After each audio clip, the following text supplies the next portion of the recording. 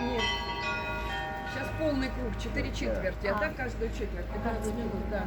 Вот 12 часов. Да, да. Вот сейчас вы слышите звук колокола, который надо часами. Перескок, 5 тонн весит. Механизм там вращается барабан, он дергает за тросики. Сейчас вы слышите. Приятный такой, да, он еще не спешный. Да. Там эти все отыграли. Такая пауза. Колокольня 18 века.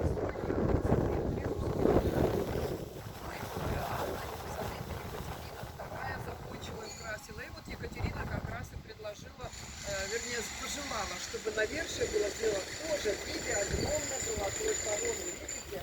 То есть вот этот символ снова и снова повторяется.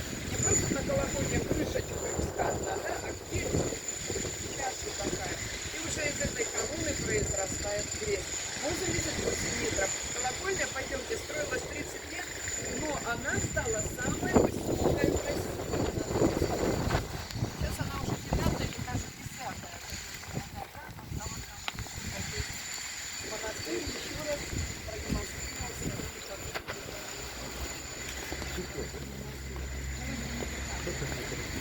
А вы тут тоже не были?